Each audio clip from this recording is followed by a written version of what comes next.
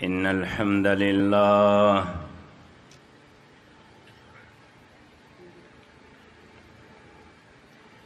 نحمده ونستعينه ونستغفره ونعوذ بالله من شرور أنفسنا ومن سيئات أعمالنا من يهده الله فلا مضل له ومن يضلله فلا هادي له وأشهد أن لا إله إلا الله وحده لا شريك له وأشهد أن محمدا عبده ورسوله أما بعد قال الله تعالى في محكم كتابه ما كان محمد أبا أحد من رجالكم ولكن رسول الله وخاتم النبيين اللهم صل على محمد عبدك ورسولك وصل على المؤمنين والمؤمنات والمسلمين والمسلمات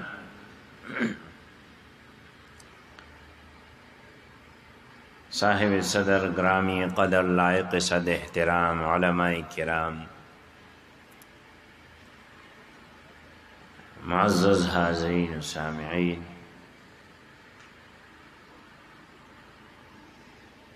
دادا اللہ کریم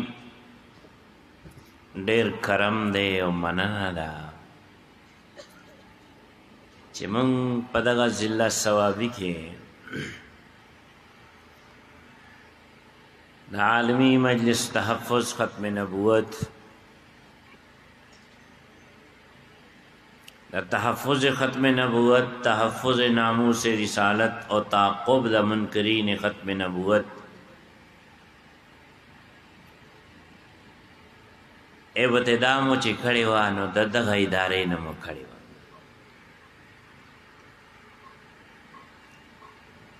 او اللہ کریم دے غریق کی رحمت کی حضرت شیخ مولانا غریب اللہ صاحب نور اللہ مرقدہ داغوی بسر پرستے کے دلتا دا مجلس تحفظ ختم نبوت سفر شورو شویو الحمدللہ داغوی برکات داغوی فیضان او سم جاری و ساری دے اللہ کریم دے دل لری دا غوی دا لاس لگولے دا گلشن بوستان دا عالمی مجلس تحفظ ختم نبوت دیر دا اللہ کرم دے بزل ثوابی کے اوس خسم سمر بار دے دو ورځې وړاندې په شاه منصور کې د عالمی مجلس تحفظ ختم نبوت انتخاب وشو او الله کریم بیا دغه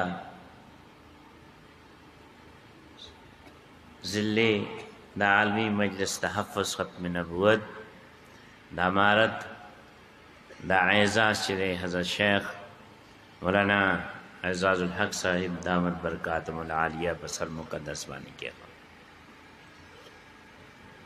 اللہ کریم دے نوی کابینہ تھا توفیق عطا کی چې څنګه د ختم نبوت د تحفظ د ناموس رسالت د تحفظ د منکرین ختم نبوت د تعقب د خدمت حق دی چې دا حق ادا کړی شي ساس په محکمه د قران مجید هغه مشهور آیت کریمه یو حصہ تلاوت کړه چې رب کریم د آقا نامدار محبوب کردگار شفیع المذنبین رحمت للعالمین خاتم النبیین جناب محمد رسول اللہ صلی اللہ علیہ وسلم د منصب مبارک د ختم نبوت ذکر پکې فرمایلی دی او دا آغا آیات چې د محبوب صلی الله علیه وسلم دغه منصب ختم نبوت تحفظ کړي او د اسلام اساسی او بنیادی عقیده ختم نبوت تحفظ کړي سرخیل آیت او نه نبی آیتونه دغه آیت شاته او درولی دي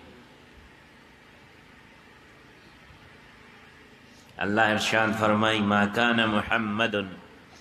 ابا احد من رجالکم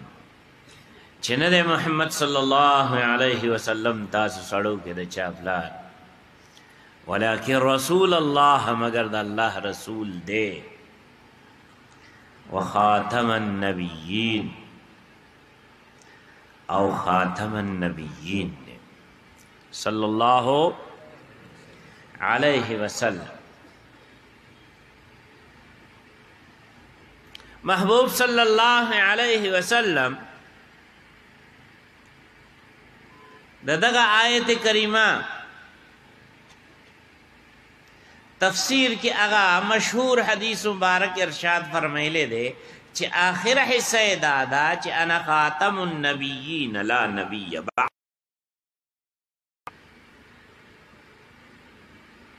چې خاتم النبیین صدیح لا نبی بعدی محبوب صلی اللہ علیہ وسلم فرمائی زما دا اعزاز چلے دا خاتم النبیین دا معنی دا رگول اعتبار دا تخلیق سر گورو نہ محبوب صلی اللہ علیہ وسلم ارشاد فرمائی کنت اول النبیین فی الخلق چې په اعتبار د تخلیق سره زه ټول نړومبی یم په نبیینو کې چا تپوس وکړه د آقا صلی الله علیه وسلم نه چې دا نبوت منصب تاسو دپاره کله واجب شه دو قسمه ارشاد فرمای زه په هغه وخت کې هم د الله نبی وم چلا آدم علیہ السلام دا اوبو دا خٹی تر منزو سا مطلب چی دا جسد خاقی مبارک چی دا اغلا تخلیق نو شوی او فرمائی زپا آغا وقت که هم دا اللہ نبی هم چلا آدم علیہ السلام دا روح او دا جسم تر منزو نڑمبے تخلیق دا جناب نبی کریم صلی اللہ علیہ وسلم دا روح مبارک شوے اور نڑمبے تخلیق شدے اگا دا نور نبوت شوے دے صلی اللہ علیہ وسلم حجت اللہ فی الارض قاسم العلوم والخیرات حضرت مولانا محمد قاسم نانوتی رحمہ اللہ چبانی دارالعلوم دیوبند دے ارشاد فرمائی اللہ کریم نے اور روح محمد صلی اللہ علیہ وسلم میں نور نبوت پورے کا پورا اتار دیا یعنی روح د جناب نبی کریم صلی اللہ علیہ وسلم تخلیق مبارک ٹولنا اڑاندے شوے او بیا نور نبوت تخلیق ٹولنا اڑاندے شوے او پدے روح مبارک کے چلے اللہ کریم دا نور نبوت چلے دا پورا کیے قدا بیا دغا سراج منیر نہ چلے دا سیدنا آدم علیہ السلام نوالا تر عیسیٰ علیہ السلام پورے دا جملہ انبیاء و رسول چلے اگر چراغ نبوت بل کر زکا حضرت ارشاد فرمائی چھ نبوت اصل دا جناب نبی کریم صلی اللہ علیہ وسلم دے او دا جملہ انبیاء و رسول نبوت چڑے دا دا آقا صلی اللہ علیہ وسلم دا نبوت فرع دا. نو اول النبیین سوک شو پہ اعتبار دا تخلیق سرا محبوب صلی اللہ علیہ وسلم شو. نو علماء تشریف فرما دی فرمائی چی سوک اول وی آغا آخر وی. زکر دا جناب نبی کریم صلی اللہ علیہ وسلم صفاتی نمون مبارک کیوں گو رہی نو اول ہمشتا او آخر ہمشتا. نو ارشاد فرمائی کنت اول النبیین فی الخلق چزرم بیم پہ اعتبار تخلیق سرا ٹول انبیاء نو فرمائی وآخرهم فی البعث او پہ اعتبار دا بعثت او لیگل سر ٹولو نا آخر یم. نو ہم اول دے ہم آخر دے صلی اللہ علیہ وسلم. او ارشاد فرمائی علماء چی سوکو فاتح وی ام آغا خاتم وی. سوکو فاتح وی چی چانا افتتاح شوی وی ہم آغا خاتم وی. نو اگو رید نبی کریم صلی اللہ علیہ وسلم صفاتی اسماء مبارکوں کے چی فاتح ہم دے او خاتم ہم دے. ذکر اللہ ارشاد فرمائی ما کان محمد ابا احد من رجالکم ولكن رسول اللہ وخاتم النبیین. دادا محبوب صلی اللہ علیہ وسلم خصوصیت تے او خصوصیت وائیم دیتا چپا بل چاکی نہیں. نو دا اہل سنت والجماعت دا دے امت دا عقیدہ دا چی سرنگا اللہ کریم پخپل ذات مبارکہ او پا صفات مبارکوں کے وحدہ لا شریک دے شریک نہ لری. امدگا رنگے پدگا منصب ختم نبوت کے دا محبوب صلی اللہ علیہ وسلم سوک شریک نشت. آغا مسیلمہ کذاب چی دا یمامہ اسی دن کیوں دا آغا یم ملاقات شوے دے دا محبوب صلی اللہ علیہ وسلم ذات اقدس سرا. نو آغا پا آغا وقت کے دا محبوب صلی اللہ علیہ وسلم نے تقاضا کھئی چی ما پخپل نبوت کے شریک کا ما پخپل نبوت کے شریک کا. نو محبوب صلی اللہ علیہ وسلم پلاس کے آغا وقت کے دا کجور یو اوچا سانگا وا دا کجور یو اوچا سانگا وا. نو آقا ارشاد فرمائل چی دا بم در نکم دا بہم در نکم. مطلب دا خبر دا دے چی دا اعزاز دا جناب نبی کریم صلی اللہ علیہ وسلم دا ذات اقدس دے خصوصیت دا آغوی دے پدا کا خصوصیت کی ورسا سوک شریک نہیں. او دا دغا اعزاز دا جناب نبی کریم صلی اللہ علیہ وسلم چی پا تخت دا ختم نبوت بانے جلوہ افروز دیں او تاج دا ختم نبوت اللہ کریم والا بسر مقدس بانے اخیر دا دا اہمیت پا اسلام کے دمرہ دے چی رب کریم سل آیتنا پا قرآن مجید کی نازل فرمائی او دا قرآن مجید تفسیر معنی و مطالب بدا چاہ غرئی و درست بئی. ٹول امت پا دیوان اتفاق دے چی تفسیر مغا دے چی کم محبوب صلی اللہ علیہ وسلم فرمائی دے. زکا علماء فرمائی کہ دا قرآن مجید دا مضمون دا آیتونو کسوک تشریح کی او پدغا تشریح کولو کے دا محبوب صلی اللہ علیہ وسلم فرمان تا انگوری دا محبوب صلی اللہ علیہ وسلم عمل مبارک تا انگوری او دا محبوب صلی اللہ علیہ وسلم حکم مبارک تا انگوری او تقریر مبارک تا انگوری نکدا تشریح درستہ ہم وی خدا قبولہ ندا دا قبولا ندا زکا چې د قرآن تفسیر قرآن مجید تفسیر امغا قبول دے چې د چا قلب اتھر باندې رب کریم چې دے په دغه درویش کالو کې دا قرآن مجید نازل فرمائے د محبوب صلی الله علیه وسلم دغه منصب د اسلام دغه اساسی او بنیادی عقیده ختم نبوت تفسیر چې دی هغه 210 احادیث مبارکه سره فرمایي سمرا حدیث مبارک 210 سل آیتونه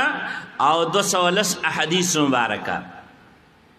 لگ دینا ہم تا اہمیت محسوس کدا دے خبرے چی رب کریم کا قرآن مجید کے یو آیت نازل کرے وے چی ما کان محمد ابا احد من رجالکم ولیکن رسول اللہ و خاتم النبیین اور نہن نبی نوے نازل کرے دا یو آیت مبارک ہم کافیو واللہ کریم پدگا سلو آیتونو سرا ہر اغا لارا دا علماء بھی پیگی ہر اغا روزن چی اغینا پا دغا منصب دا ختم نبوت باندے او پا دغا عقیدہ دا ختم نبوت باندے سوک حملہ کویش دا باقی نہن نبی آیتونو سر دا غی لارا بندہ کرینا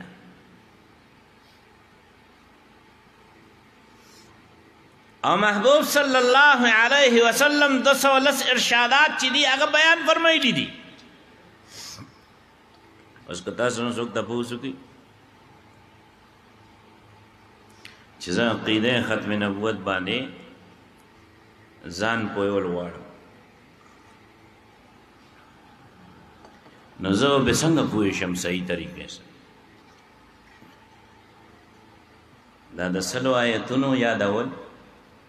داغه ترجمه معنی او مطالعه او تفسیر یادول داغه 210 احادیث مبارکه یادول داغوی معانی و مطالب یادول یا دا محبوب صلی اللہ علیہ وسلم دا دور نوالی تردے دور پورے چی پتاقا عنوان بانے دا ختم نبوت چی سمر کار شونے دا اگا ٹول لستو سرا علاوہ پیسو پوئے نک خالی دا لیک خبر ہے لیک نو عالمی مجلس تحفظ ختم نبوت مرکزی رہنما شاہین ختم نبوت حضرت مولانا اللہ وسائے صاحب دامت برکاتہم العالیہ احتساب قادیانیت پنامہ بانے دا امت لک یوزے کولو سفر شورو کھڑے شپیتو جلد تور سیدہ دا ذکر ختم نشا شپیتو جلد بان مشتمل دا احتساب قادیانیت دا عالمی مجلس تحفظ ختم نبوت نا چاپ شوی ہم ملاویگی او پر نیٹ باندے ہم چلے اگا الحمدللہ زمون دے صوبے لرا اللہ کریم دا اعزاز ور کرے چی پر نیٹ باندے آئی چولی دی سڑے التدا مطالعہ کولی شی زان سرے محفوظ کولی شی شپیت جلد بیا دا سفر سلسلے دل تودرولا او دا باقی کار چه دے اگا دا یو نوی سلسلہ بے شروع کڑا سنام دا مولانا دا کتاب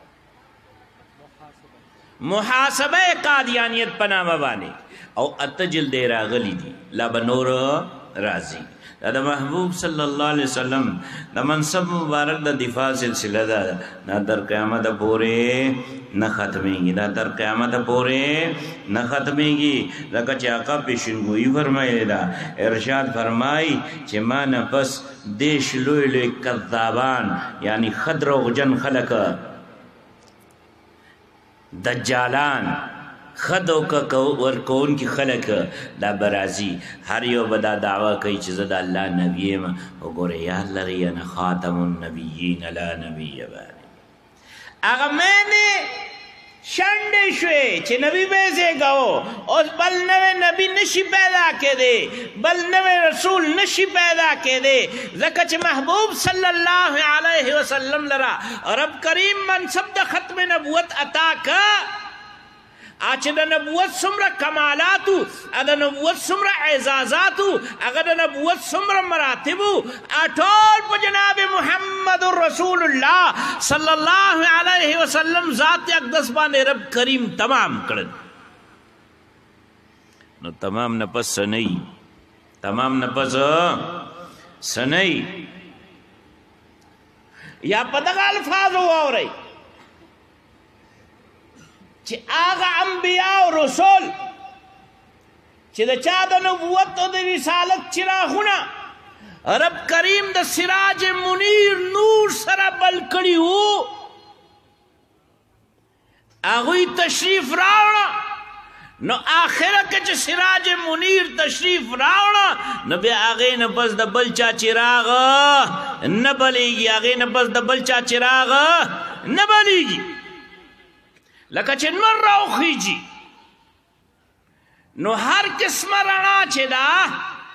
هغه د نور رڼا مخې ته ختم شي دا غالب شي او په هر ځای باندې احاطه وکړي نو محبوب صلی الله علیه وسلم آفتاب نبوت داسې دی چې رب کریم د سراج منیر فرمایلی دی نو د سراج منیر راتلو نه پس صلی الله علیه وسلم نه پس بیا گنجائش نشتا چی بل سوک راش که بل سوک داوائی چی زرا غلیم زرا لے گلی شویم آقا فرمائی چی دے سوک دے درو جن دے دے سوک دے دے کذاب دے دے حملہ کئی دا محبوب صلی اللہ علیہ وسلم پا منصب بانے دے عملی طور بانے گستاخی کئی دا جناب نبی کریم صلی اللہ علیہ وسلم دا ذات اقدس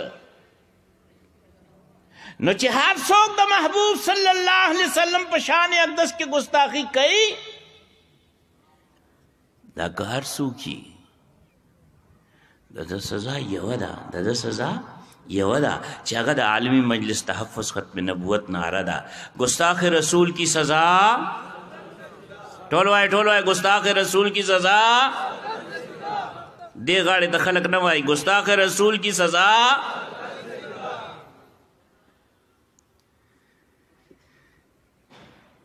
سستی با نکوائی سستی با نکوائی چی دا نن وقت چی دے دا غا تیر وقت نا سیوا سخت دے دا نن وقت چی دے دا تیر وقت نا سیوا سخت ہے ٹولو نا سخت وقت سیاسی لحاظ سرا زمون پا دا وطن عزیز پاکستان کے اگر دا ذوالفقار علی بھٹو پا دور کی راغل زکا چی دا خبر ہو کے دا چی اسلام ہمارا دین ہے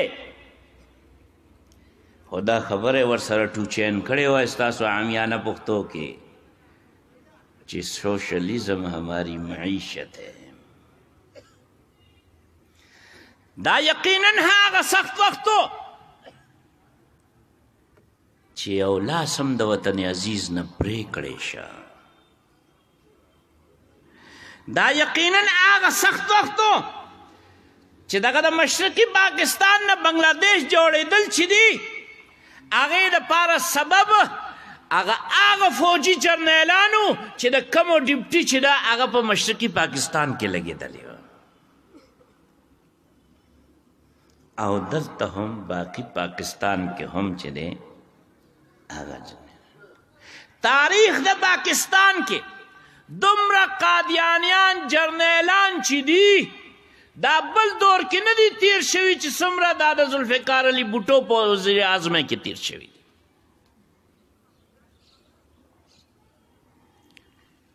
سخت دور ہو خو رب کرم کو رب کار اخلی رب کار اخلی رب کار اخلي.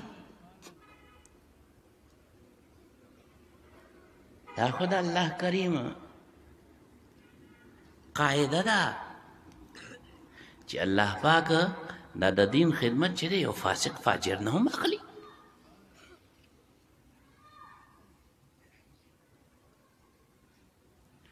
هغه دور چې قادیانیان د فوج کې دومره اثر و رسوخ لري، دومره اعلی عهدو باندې قائم دي چې په چینیوټ کې، په چناب نگر کې، ضلع چینیوټ چناب نگر کې چې پخوانی نامه ربوه وه، هلته د قادیانیانو سالانه جلسه وه او ایرفورس والو جهازونو چې دي وله سلامي ورکړې ده. پاکستان ایرفورس جهازونو وله سلامي ورکړې ده. دا سخت دور خو رب چې کله کرم کوي ام په دې دور کې تحریک چلید. دا د 1974 تحریک او چلید 29 مئی نه د هغې ابتدا شوې وه. دلته کې یو واقعه درته وایم. مونږ خو بزرگان منو که نه جی، نور سے نه منو، بزرگان منو او کرامت منو. دا د مئی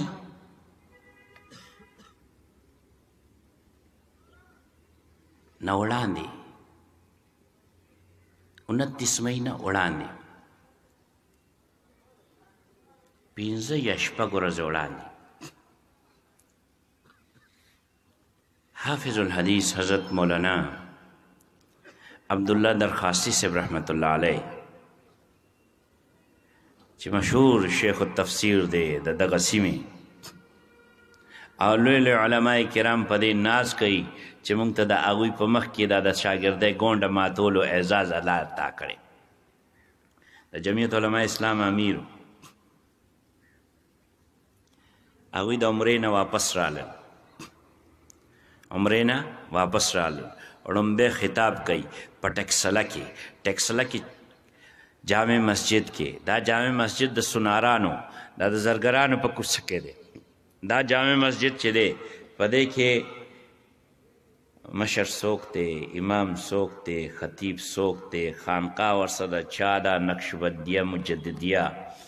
دا دی حضرت مولانا عبدالغفور صاحب قریشی رحمت الله علیه چې د حضرت خواجگان خواجه خان محمد صاحب نور الله مرقده چې دی خلیفه دی.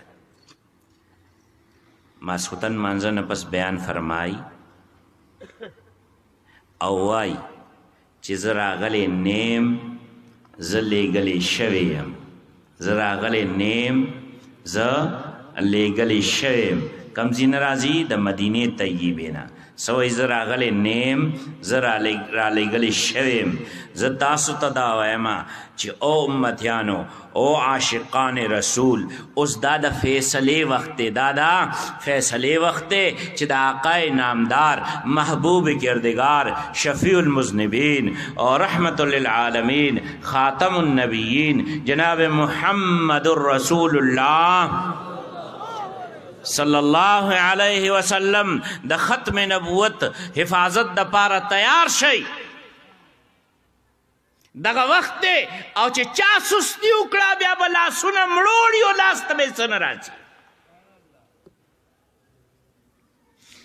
او وی فرمایل زه حکومت وقت لره شپږو میاشتو مهلت ورکوم، ډیډ لاین ورکوم چې دغه شپږو میاشتو کې دی دا قانون پاس کی چې مرزا غلام قادیانی او د هغې منونکي چې دي دا د دایر اسلام نه خارج دي، غیر مسلم دي، کافران دي. دا خبره یې وکړه. همدغه میاشت په آخر کې مئی میاشت 29 تاریخ باندې چې دی د دغه تحریک ابتدا وشوه. نو 29 مئی باندې د تحریک ابتدا شو. نو دا مئی میاشت مشماره، مئی نه پس جون، جولای، اگست او بیا ستمبر. جون، جولای، اگست، ستمبر. نو دا درې میاشتې شوې، جون، جولای، اگست او د ستمبر 9 تاریخ باندې چې دی 3 میاشتې 9 ورځې پس، دا 2 ورځې پکې د مئی واچوه، نو 3 میاشتې 9 ورځې پس چې دی الحمدلله د الله په فضل، د الله په کرم، د الله په مننه، الله کریم د عالمی مجلس تحفظ ختم نبوت په جولای کې چې دی د تحریک ختم نبوت دا ثمره واچولا چې سملی کې دا ترمیم منظور شو په عین کې چې مرزا غلام قادیانی او د هغې منونکي څوک، مرزا غلام قادیانی او د هغې منونکي څوک کافر دي. ټایم یې څومره ورکړی و؟ 6 میاشتې، او کار په 100 میاشتو کې وشو 3 میاشتې او 9 ورځې. نو عرض مې دا کو چې هغه سختترین وخت وګورې، خو رب کریم دې کار واخیسته. نو دستخط چې کله وکړو وزیر اعظم پاکستان په دغه ترمیم باندې د منظورې قلم مات که، قلم مات که، او یو ټکی کړی دی، وایي چې دا ما د خپل مرګ په پروانه باندې دستخط کړی دی، دا ما د خپل مرګ په پروانه باندې یعنی حکمنامه باندې دستخط کړی. نو هغه یقینا سخت وخت و، خو اوس د هغې نه هم سخت وخت دی، اوس د هغې نه هم سخت وخت دی. په دې لحاظ سره چې حکومت سرپرستی کوي د قادیانیانو، په دې لحاظ سره چې حکومت مناسب ورکوي قادیانیانو ته. وخت ما سره لږ دی، دا واقعه درته وایم بیا درنه اجازه اخلم. علامه شورش کاشمیری خو پیژنې کنه، تحفظ ختم نبوت دپاره دی زمونږ د اکابرو نه دی، غیر عالم دی، خو رب کریم ولا مرګرتیا د امیر شریعت سید عطا الله شاه بخاري ورکړې ده. رب کریم ولا مرګرتیا چې ده هغه د قاضي احسان احمد شجاع آبادي ورکړې ده. دغه اکابرو سره دی، د هغو د صحافیو د هغه د بوټو صاحب نه لګېده. نو یو ورځ وله لاړم، نو بوټو صاحب حیران شو چې دی ماله راغی، د ده خو ما سره نه لګي. او ورته وایي چې یو سوال مې دله راوړی دی. د خپل د سر نه ټوپۍ کوزه کړه، ورته په خپو کې کېښوده، یو سوال مې دله راوړی دی، ابه منې؟ نو بوټو صاحب ورته ووایي چې او منم به، خو اوله زما دا یو خبره واوره. وایي څه؟ وایي په د اسلام آباد کې یا په لاهور کې یو 2 پلاټونه در کوم، یو خرڅ کا، په بل کور جوړ کا، او زما بچی په آکسفورډ کې سبق وایي، نو دا خپل بچی آکسفورډ ته تعلیم دپاره ولېږه. نو هغه ورته جواب کې وایي فرمایي چې صاحبه خبره داسې ده چې دا بچی هم آکسفورډ ته نه لیږم او دا پلاټونه هم دنه نه اخلم، بس یو سوال مې راوړی، ته 2 پلاټونه راکې، بس دا 2 خبرې زما ومنه. وایي څه؟ د 2 جرنیلانو چې قادیانیانو د هغې نامې ورته وښودې، وایي چې دا قادیانیان جرنیلان چې دي دا جبري ریټایر کا، څه کا؟ جبري ریټایر کا. بوټو صاحب ورسره وعده وکړه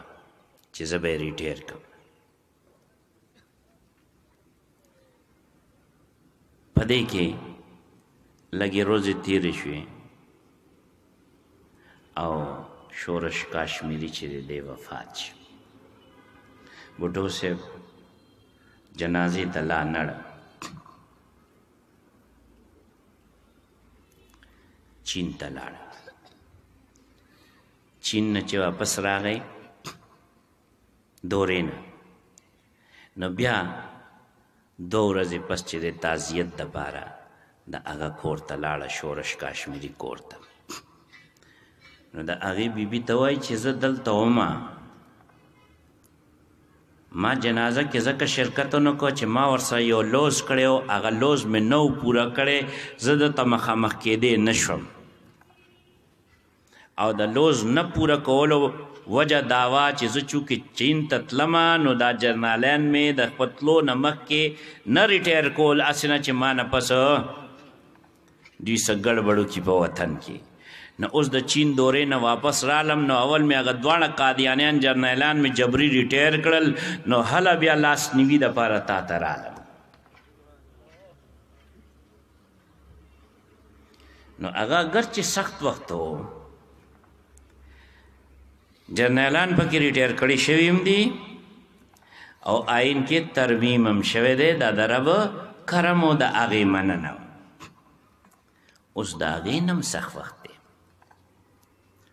چې قانون شته نفاذ یې نه کېږي د تحفظ د ختم نبوت قانون شته نفاذ یې نه کېږي تحفظ د ناموس رسالت قانون شته نفاذ یې نه کېږي کتن والا بره پورې چې دی ټول عدالتونه سوا د سپریم کورټ نه هغه ګستاخ رسول آسیه ملعونه چې ده هغې لره سزای موت او د غیر په اشاره باندې نن د هغې سهولتکار چې ناست دی هغه یې پرېږدي د قادیانیانو دا ارتدادي سرګرمیان ختمولو لپاره امتناع قادیانیت آرډیننس موجود دی تنفیذ یې نه کېږي کله یو ځای کې وله منصب ورکوي کله بل ځای کې وله منصب ورکوي کله بل ځای کې منصب ورکوي دا وخت دی چې د آقای نامدار محبوب کردگار شفیع المذنبین رحمت للعالمین خاتم النبیین جناب محمد رسول اللہ صلی اللہ علیہ وسلم دغه منصب ختم نبوت حفاظت د پاره دغه عقیده ختم نبوت حفاظت د پاره دغه ناموس رسالت حفاظت د پاره د عالمی مجلس تحفظ ختم نبوت دغه مشرانو چې دی ملګرتیا وکړي دا عقیده ختم نبوت دا خبره چې دا کور په کور ورسوي دا نوې نسل زموږ دا نوې جیل چې دی دوی ته د محبوب صلی الله علیه وسلم تعارف وکړي د آقا مقام منصب او د آقا متعلق چې د مقام منصب کم عقاید دي هغه وښایي ځکه چې دا د مانکۍ خلک چې دي دا کوی چندخان خو نه دي چې مانکي نه به نه وځي دنیا د خدای کې چې دی دا د محبوب صلی الله علیه وسلم دا غلامی غلا د پاره چې دی ادارې چې دي او خلک چې دي هغه لګیا دي کار کوي چې دغه امت د دغه نوي نسل نه چې دی د محبوب صلی الله علیه وسلم دا د رحمت والا لمنه راکاږي بچو ایمان فکر وکړئ کورونو کې ناست په حیا باندې تورسرې چې دي د هغوی د ایمان فکر وکړئ بچو ته وښایئ چې زمونږ دا ایمان دی چې آقای نامدار صلی الله علیه وسلم د الله آخري نبی او رسول دی آقا نه پس قیامت سبا پورې نوې نبی او رسول نه پیدا کېدی شي او نه راتلی شي عقیده ختم نبوت نه خزان واقف کړي عالمی مجلس تحفظ ختم نبوت 3 قسمه اهداف لري اړومبه چې دی هغه حفاظت د ایمان نه حفاظت د ایمان دا دی چې زموږ ستاسو بچی چې دی هغه د محبوب صلی الله علیه وسلم دغه منصب ختم نبوت نه واقف شي او دغه عقیده ختم نبوت نه واقف شي. دویم هدف چې دی هغه دعوت ته ایمان دی. نو قادیانیانو ته دعوت ورکول چې دی دا د عوام الناس کار نه دی، دا د عام علماو مطلب دا چې دغه فن ماهرین نه د هغوی کار نه دی، دا کار د ماهرینو دی. خو عالمي مجلس تحفظ ختم نبوت تاسو دپاره خبره اسانه کړې ده. تاسو ته د دعوت ایمان چې دی هغه دوه خبرې رایستلي دي، دوه کارې رایستلي دي. هغه خاموش دعوت دی. څه شی دی؟ خاموش دعوت ایمان دی. یو دا چې چېرته قادیانی تاسو ته پته ولګي چې دا کس قادیانی دی نو د کلي ولس ژوند بایکاټ به ورسره کوي، دې ته معاشرتي بایکاټ وایي. او دویم چې دی خاموش دعوت ته چې دی هغه دا دی چې معاشي بایکاټ به کوئ. د قادیانیانو د فیکټریانو مصنوعات چې دي نه به اخلی، نه به خرڅوئ او نه به استعمالوئ، ځکه چې هغوی سره تعلق ساتل هم شرعن حرام دي او د هغوی سره دا کاروبار کول او د هغوی پراډکټ خرڅول اخیستل استعمالول هم چې دی دا شرعن حرام. او دریم شی چې دی هغه دفاع پاکستان دی. نو دفاع پاکستان خو افواج پاکستان کوي د سرحداتو، خو هغه سرحداتو حفاظت جغرافیایي لحاظ سره کوي. او عالمي مجلس تحفظ ختم نبوت د نظریاتي سرحداتو حفاظت کوي، ځکه چې دا وطن الله کریم چې موږ له راکړی دی دا په دې کلمه باندې راکړی دی چې پاکستان کا مطلب کیا؟ لا الہ الا الله محمد رسول الله. الله کریم دې ماته او تاسو ټولو حضراتو ته دا توفیق عطا کړي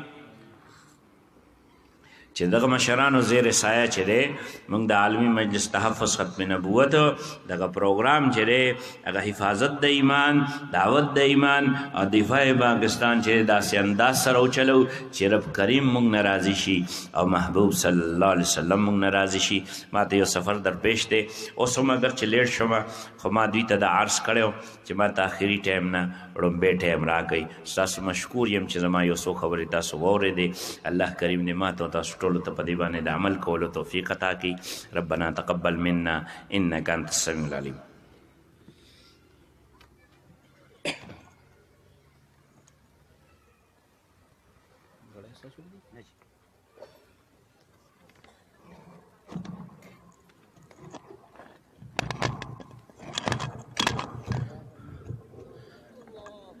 دا د عالمي مجلس تحفظ ختم نبوت خیبر پختونخوا امیر